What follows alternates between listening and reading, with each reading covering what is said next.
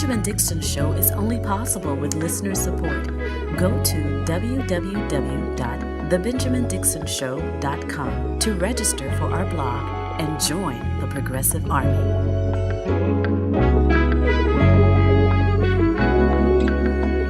Today is Thursday, July 30th, 2020. Thanks so much for joining me. It is one of those days where more news happened before noon than most days. And this is during the pandemic era where we seem to get unbelievable news all the time. Herman Cain, former Republican presidential candidate, I believe either chairman of the board or CEO of Godfather's Pizza, 999 Herman Cain.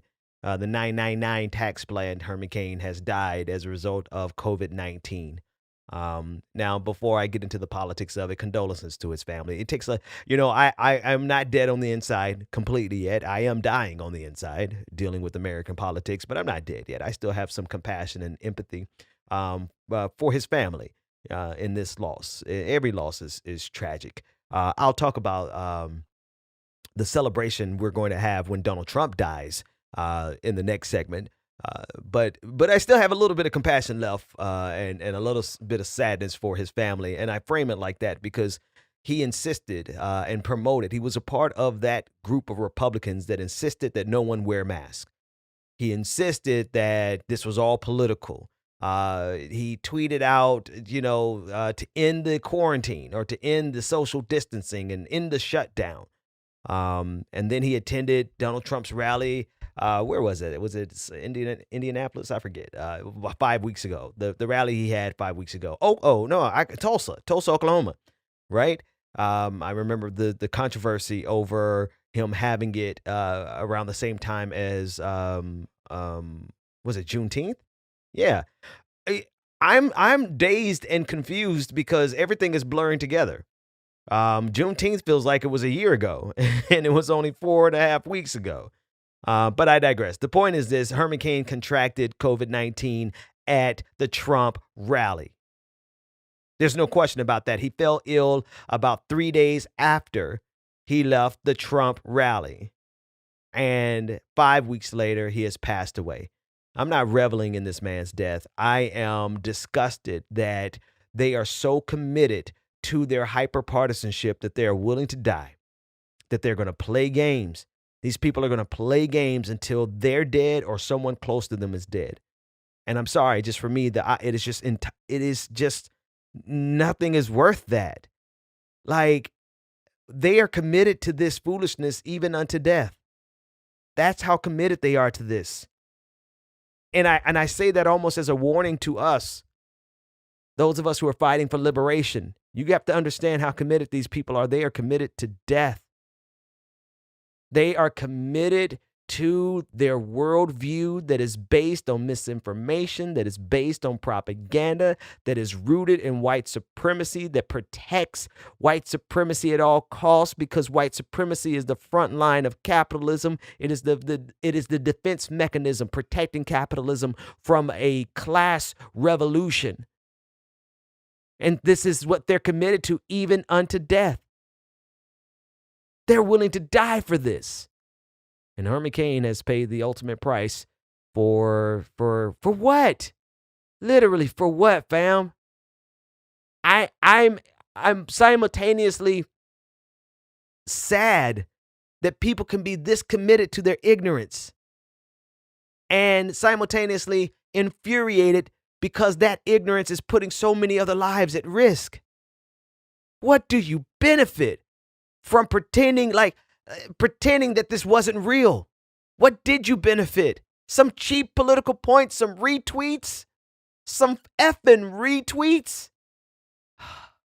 Hoping to get a retweet from the president of the United States. People have been saying the most ridiculous things possible because they know that's the wavelength that Donald Trump operates in. If you say something asinine that bolsters his ego and bolsters his ridiculous positions that are rooted in his ego and his narcissism, he'll retweet you. And so I believe some of these people have been playing with death in order to get a retweet from Donald Trump. My condolences to his family. I know a lot of people are like, I don't care, that you play stupid games, get stupid rewards. I hear you. I hear you. I'm trying to hold on to the little bit of compassion that I have left. The only time I want to relinquish all of my compassion and just let the rest of me die on the inside is when this fascist pig in the White House dies. When he dies, I plan on having a 2-week celebration. And I want, hopefully we have a vaccine by then and everything. This is all past us. Actually, I don't even want to wait that long. Like, we'll have a 2-week Zoom celebration. This, so I am reserving my compassion today because I have every intention of dispensing with it when Donald Trump dies. I'll tell you what, I mean, obviously everything that he's done so far, all of the people who are dying because of his ego. There's not a person, you can't make me feel a bit of empathy, concern, or compassion for Donald Trump when he has none for America. Herman Cain plays stupid games and he got stupid rewards. Sorry to his family, sorry to that man. Some things are worth fighting for. Some things are worth dying for. But this idiocy that is the Republican Party, conservatism, the conservative consensus, is not one of them. The rejection of science for cheap political points is not a reason worth dying for. Making a few bucks, I don't care if it's $1 billion. What are you going to do? How are you going to spend that money if you're dead? This country, we could have been past, we could have actually been on the road to normalcy if we had the capacity to just shut down for even a month. But that became a political statement. And so many people have died because of that political statement. The tragedy in this conversation is that there are other people who simply had to go out to work and they died as well because of some other people's moronic political statement. And now the chickens are coming home to roost. It wasn't just Herman Cain who died, the co-founder of Turning Points USA, the organization headed up by Charlie Kirk, the young, ambitious, conservative shill, capitalistic shill. His co-founder, who was an older man born in 1940, he passed away. And this is in the midst of Turning Points USA tweeting every single day about mask off, mocking liberals for wearing masks, mocking progressives for wearing masks. And yet and still, their co-founder is dead because of COVID-19. The tweet before they announced his death was about not wearing masks. And I think the tweet after they announced his death was not wearing masks. That shows you the commitment that these people have. They're willing to die on behalf of their stupidity, yes, but it's stupidity, it's intentional obtuseness, it's weaponized ignorance for the purposes of protecting themselves from ever having to come to grips with their bigotry, ever having to come to terms with the reality of what capitalism is doing to the majority of the humans on this planet. They don't ever want to come to grips with any of those things. And so when they're confronted with information that challenges their hermetically sealed bubble, they have to engage in ignorance to shut out all of the reality around them. They have to shut out all of the truth and the facts and the data around them. And so they play stupid, weaponized ignorance. And that weaponized ignorance is now starting to kill them. And it would almost be comical in a sadistic kind of way if it wasn't killing people who are out there just trying to feed their kids. Something's wrong in this country, and it's a lot deeper than politics, but it certainly is rooted in politics. It's the politics of ignorance.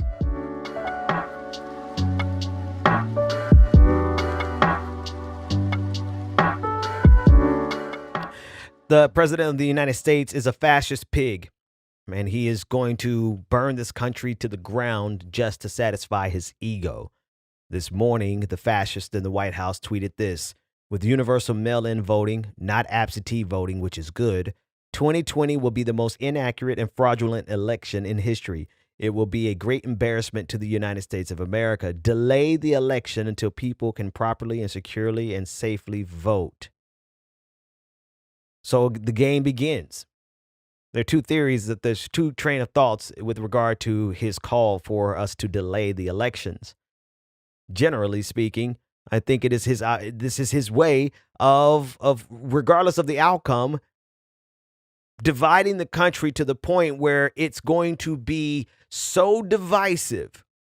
Whether he leaves office or not, Donald Trump is sowing the seeds of divisiveness to the point where this country could crumble at the seams because the president of the United States has created a cult-like mentality amongst his cult of personality supporters.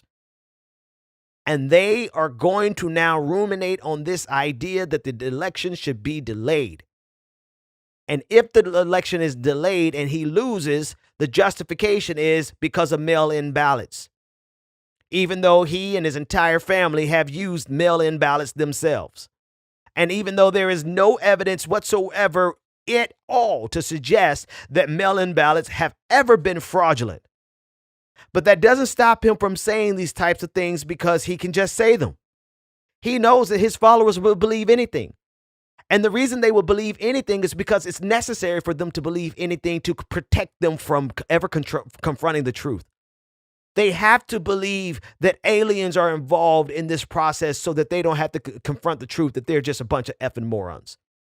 They don't ever want to confront the reality that what they believe has been nothing but an amalgamation of hypocrisy and bigotry. And so instead of believing those things, they will believe anything Donald Trump says. And if Donald Trump ever makes the mistake of not feeding them the lies, then they will turn on Donald Trump. And so Donald Trump plays his part and it serves him.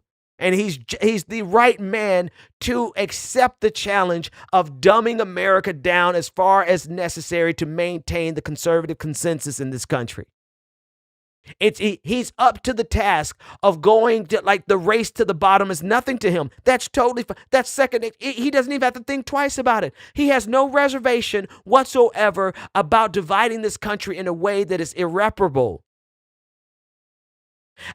Listen, it's not about, when I say divide, I'm not talking about kumbaya as the opposite side of being divided. I'm talking about the seeds of destruction. So I'm talking about his supporters have been preparing for civil war his entire time he's been in office. They won the White House. And they're still preparing for a civil war because they play into this, because Donald Trump feeds them this aggrievement mentality. So I'm not talking about can we all just get along and get some false sense of bipartisanship so we could get some work done. No, I'm not talking about that. I'm talking about the fact that his supporters have been training to fight the second civil war since he won the White House. And Donald Trump has absolutely no reservation whatsoever about playing into that. And this is exactly what he's doing with this call to delay the election. Now, he doesn't have the authority to delay the election, right? It's not about what he has the authority to do. It's about, can he politicize something so much that it breaks the Constitution, right? It is, to a certain degree, the exchange of power in this country is nothing more than an agreed upon norm. Now, there are some technical things that are involved in it now in terms of like security codes and access and the ability to utilize the power of the presidency, right? Some of those things are technically going to switch over automatically on January 20th, whether he wants to leave office or not. But the implementation of it, anything that requires human beings, which is like 99% of this government, to facilitate a function. Let me say that again. If there's a part of the exchange of power, political power, that's supposed to take place on January 20th if Donald Trump loses, if any part of that is dependent on people making the decision to recognize the decision of the people, if a person is involved, then it can be weakened or completely stopped by making it a hyper-partisan issue. If Donald Trump just if between November 7th or whatever the election date is at this point, dates are all, they're just all running together in my head at this point. 2020 is that kind of year. If on election day he loses And between election day and inauguration, he continues to sow the seeds of discord in this country in the manner that you absolutely know he's going to do. Then when it comes time for him to leave office and he refuses to leave, who's going to remove him? It will be a constitutional crisis.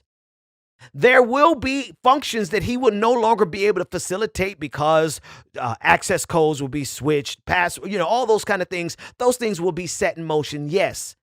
But in terms of actually leaving office, physically leaving office, who's going to remove him? If this has been so politicized. That's the critical thing. If it becomes politicized in the manner that you know it's going. See, here's the thing. I want to take a sidestep. There are a lot of people who are like, I just see no reason for us to think that he won't leave office. People are overreacting, guys. It's like and that statement is a statement of naivete, especially when you put it in context of everything that's happened over the last 4 years. At what point has Donald Trump recognized or governed himself accordingly to the norms and institutions that keep this country afloat? In other words, when has Donald Trump not challenged every norm, every institution, every bit of protocol, every single thing that ever happens in this country? He has challenged every single one of it. And if I can go on one other tangent, not for the purposes of challenging it to become better, he's challenging it for the purposes of serving his ego. And so while some people are like, well, Ben, that's a good thing for him to check. I don't know if God, I hope I don't have those kind of people in my audience. That's like, at this point, I would like to say, if you're one of those people who's like, well, it's good that he's been challenging America because America sucks. If you're one of those, anyone who thinks that the chaos that Donald Trump has brought to America has done anything to make America better or to challenge the problems of America, then I'm sorry, those type of people are just so lost.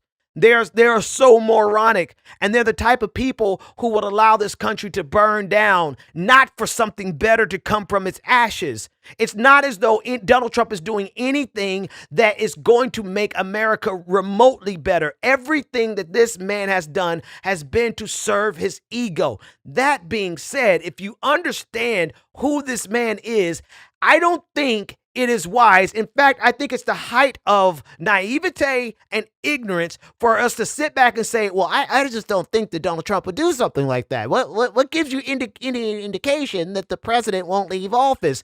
Every single thing that this fascist pig has done since day one, especially all the things that he's done since 2020 started.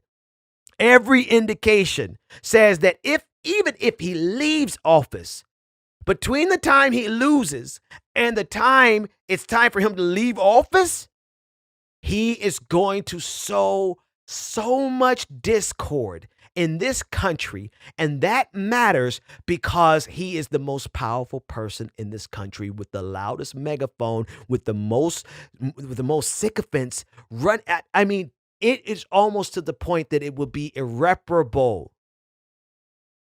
And I'm not worried about any kumbaya bipartisanship. Forget about that. I'm saying that Donald Trump has fomented a fervor and a psychosis in the minds of his supporters that since he's won the election in 2016, his supporters have been planning to fight the Second World War if anybody significantly or successfully challenges Donald Trump. Now, there's always like one or two people in my audience who's like, Ben, you're fear-mongering. Have I been wrong? Now, I might get a date wrong. I might say a name. Well, I always say names wrong. I do say names wrong. But in terms of this process of 2020, COVID-19, and how Donald Trump carries himself, have I been wrong? Even more importantly, I hope that I'm wrong. I hope that there's some type of magnanimous gene in Donald Trump that we've never seen that will come to the front, rise to the occasion, and would cause him to not try to destroy this country for the sake of his ego. But I'm not putting any stock in that hope.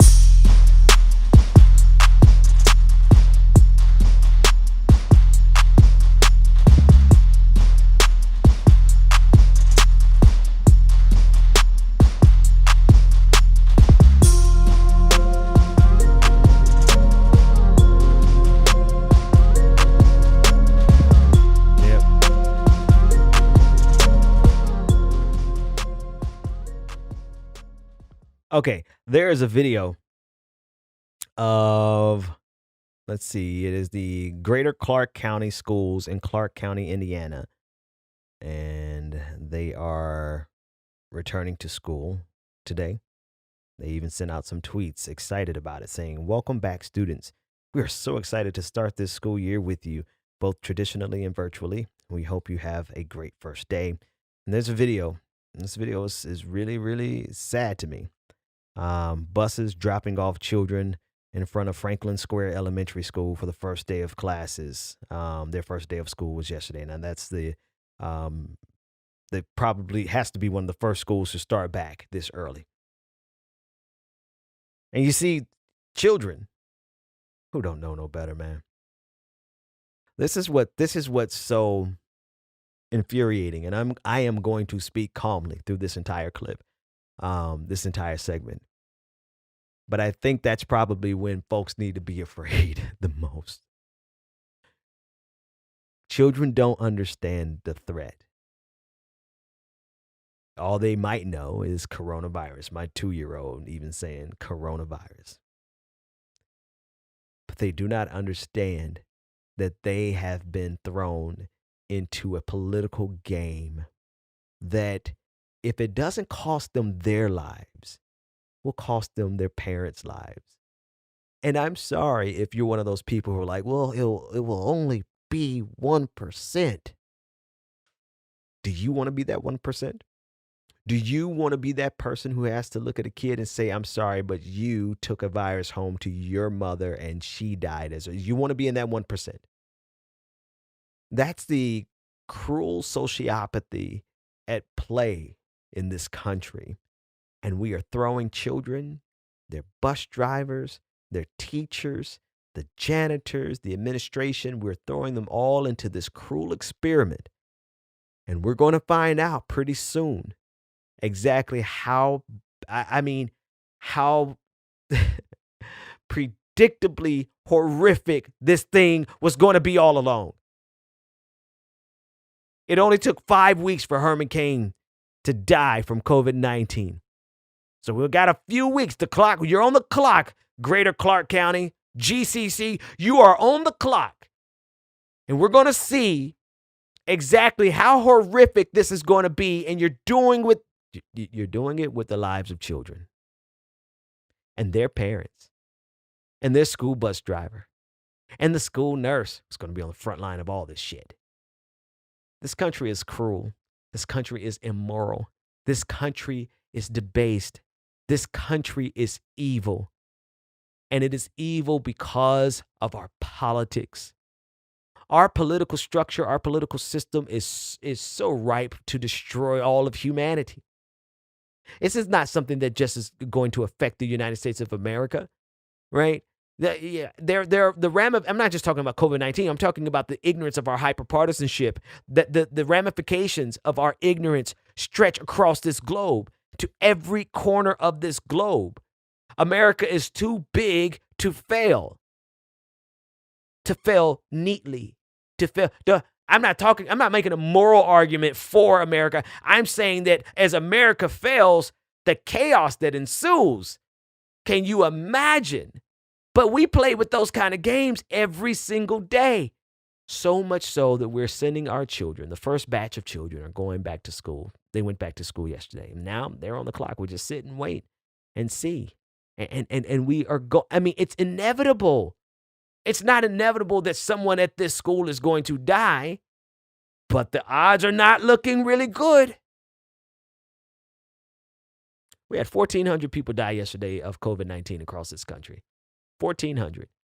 A little bit more than 1,400. We broke the record. I think the last record, or we're right at the same record as May 24th, where they had like 1,481. And I think we're around 1,400 and some odd. We're just underneath 1,481 people who died in a single day from this virus, and we're sending kids back out to school.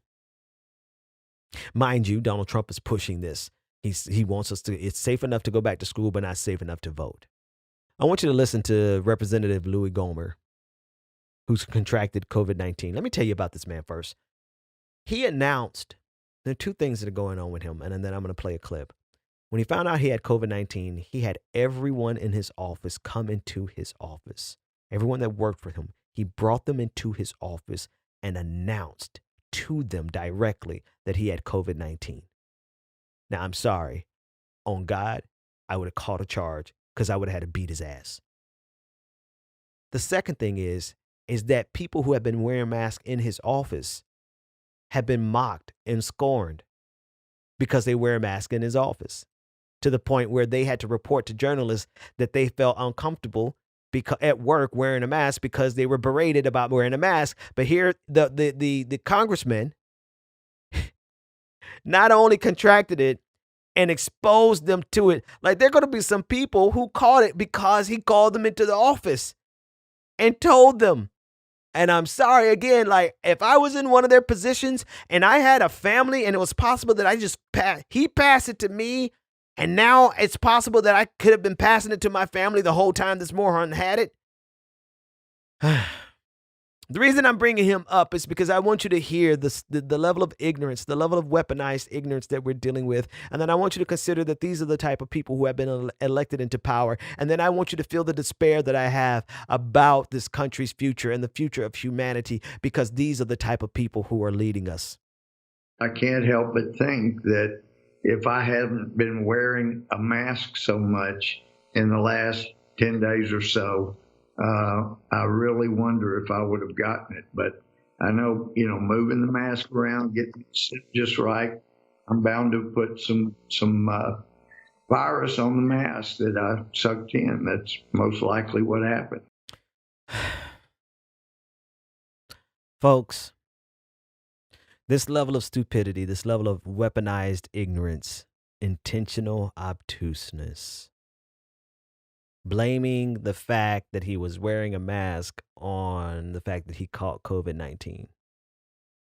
As opposed to let's really think about this, right? Wearing the mask doesn't keep you from getting COVID-19. It keeps you from spreading COVID-19. So if he's in a room with another person who isn't wearing a mask, which conservatives refuse to wear a mask, then yes, even if he had the mask on, he's highly likely to get COVID-19. But because it's so important for them to protect their worldview at all costs, they engage in a level of weaponized ignorance that is so unfathomably stupid, so unbelievably inane, that it is a level of ignorance that will destroy this country.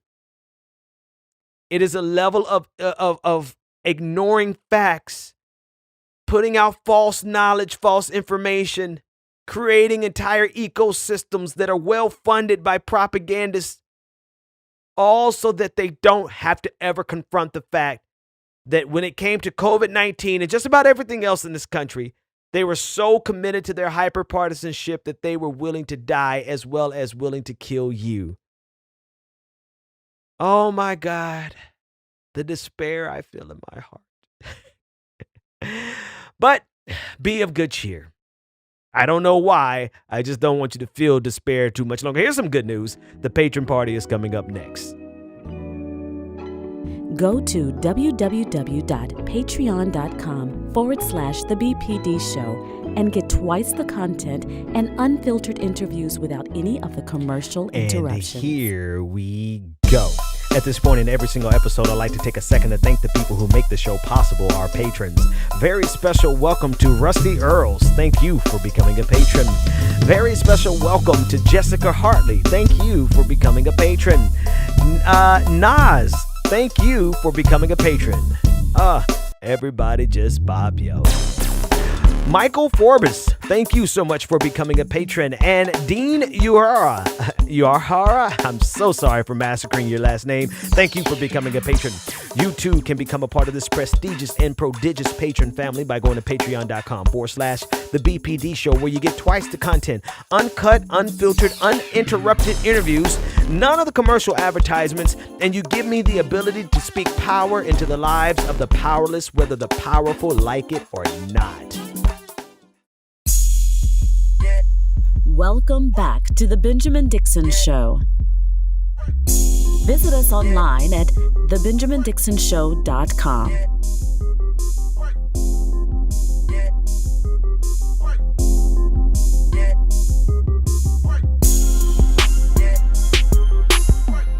right, folks. All right, as we get ready to get out of here, real quick, I'm going to unpack something in the Patrons episode, patreon.com/the BPD show, that I feel is kind of necessary in light of so many people dying as a result of COVID-19 and their ignorance and their hyper-partisanship. There are a lot of people who are dying who just were trying to get to work. And I grieve tremendously for them. People who did the very best they could to avoid it, and they contracted it anyway because somebody was inconsiderate and didn't wear a mask. You know, there's so many different scenarios where a person was trying to do the right thing, caught it, and died. And that breaks my heart. But I don't know that I can continue to extend compassion to people who played around with COVID-19. And they played around with it because of whatever conspiracy theorist kind of mindset that they have. That's one thing. But the people who really get under my skin have been these conservatives who have encouraged and fueled the exact behaviors that led to their death. And more importantly, to the deaths of people connected to them because of their irresponsible behavior. I'm thinking about Herman Cain and the fact that, you know, there are people who are like, oh, we should show empathy and compassion. And you know, part of me wants to, because I not out of respect for them, but out of respect for myself. And the fact that I fight every day to be a person of compassion, which is why I do what I do. I do this show because I have empathy and I actually can identify with the conditions that other people live in and the sorrows that they deal with. So if I extend compassion to these people, it's not because they've earned it. It's because I just do that for my own humanity.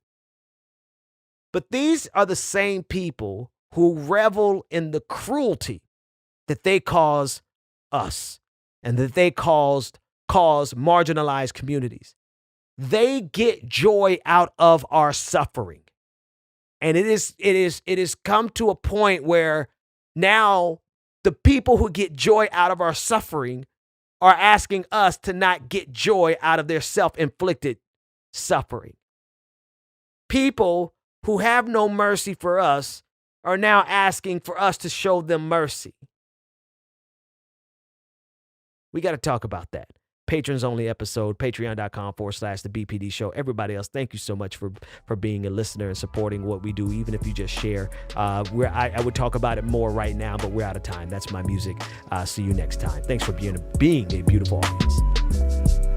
The Benjamin Dixon Show is only possible with listener support.